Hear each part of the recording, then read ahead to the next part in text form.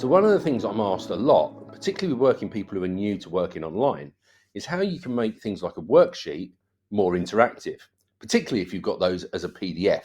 And Edform is a great way to be able to do that. So I'm just going to show you how this works. All you need to do is go to edform.com first of all and sign in with your normal account.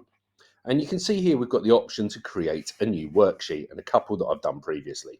So I'm going to click here, create new worksheet, and it lets me select from my Google Drive or Dropbox or wherever, or I can just click and drag. And I'm bringing in here a PDF, which is an exam paper, all to do with ratios.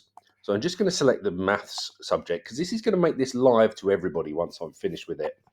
And I'm going to say that this is for grade 9 and above, grades 9 to 11, for example. So it's just processing that, and now it's ready. So I'm going to click next. It's going to open up the whole of the paper, every page there, and I can either select all of them, deselect all and select one at a time, or if I select all, I can unselect one at a time. So I'm just going to unselect. In actual fact, let's do it the other way around. I am going to unselect everything and just choose that paper, those 2 pages there, to be part of my question paper. Maybe it's a 15-minute exam or something like that. So this now takes us into the original within Edform. We can see it's called Ratio PDF. Here's my questions. And over here, I've got a choice of different question formats. You can see that some are recorded under Pro, so you can even do audio recorders and the students are able to explain their thinking if you use the audio version. Let's just get rid of that. But I'm going to use this basic version here. So this first question here, Alex and Thomas share 30 sweets. They divide them into a ratio 3:2. How many sweets does Thomas have? So we want an answer for Thomas. So I'm going to make this a drop-down box.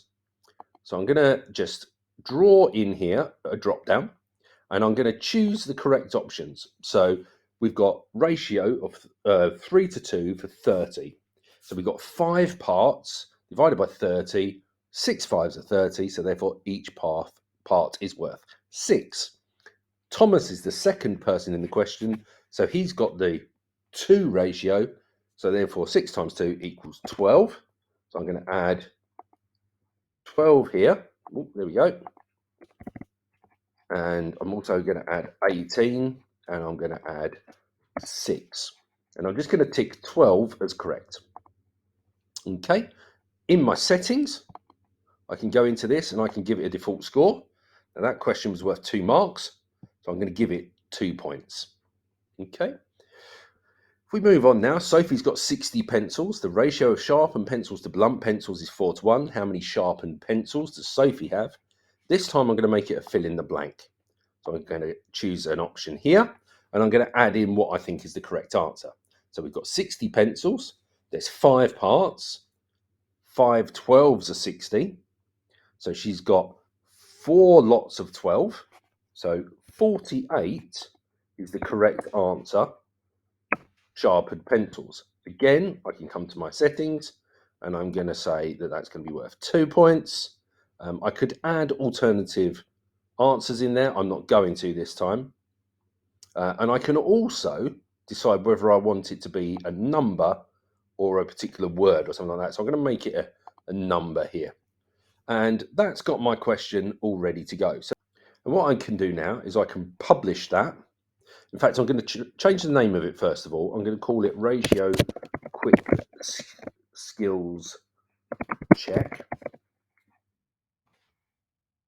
Save the name of that. And total score is going to be out of 4 because there was 2 questions.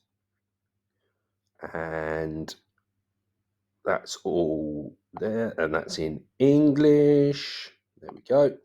Right, so I'm going to save that first of all. Lets me preview it. So I'm going to preview. And you can see this is what the students are going to see. So they click here and they can choose one of those answers.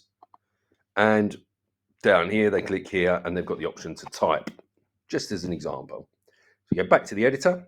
We click publish. I want to share my worksheet with others. Means you can share more and more worksheets. So I'm happy to do that. So now I've got my worksheet. I can now assign that worksheet by clicking Assign Worksheet. I can choose to set a deadline on that. So I'm going to set a deadline for, I'm not going to make them do it on Boxing Day. There we go, 27th. I want them to use their Google account, and I'm going to give them a time limit. And this is a section I really like. So I'm only going to give them 10 minutes to do the whole thing. Okay. I'm going to let them review their answers after submission. I'm going to show them the correct answers after submission and also show the score. So they're going to know how well they've done. I'm going to click assign, and you can see I can either share the link or I can add to Classroom. So I'm going to click the Classroom here. It's going to pull through all of my Google Classrooms. I'm going to choose one. I'm just going to use a demonstration class. So it brings through everything. Okay, I'm just going to add the due date in here. That's the only thing. It doesn't bring that through as well. I'm going to pop that in there. I'm going to add it to a topic, maths. There we go. It's going to be out of 4 marks, as we said.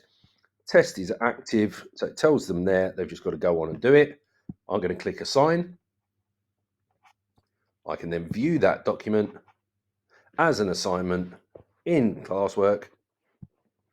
So if I just go into my classwork tab, go under maths, we can see quick skills check. None of them have been handed in yet.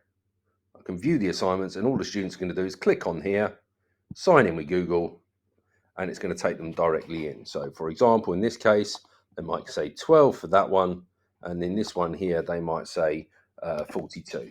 Okay, they're happy that they've done that. They've got the time ticking away up the top here. So I'm going to click turn in. I'm sure I'm done, so I'm going to, there we go.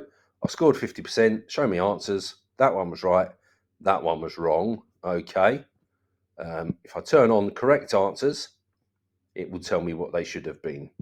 And then through your Edform as well, you've also got what will produce a report for you on the average score for the class, which questions they've done well on. So you've got question level analysis, and you can break that down, and you can either review that, print it, reopen the submission to let people have another go at it, and you can export results into a spreadsheet anytime you like.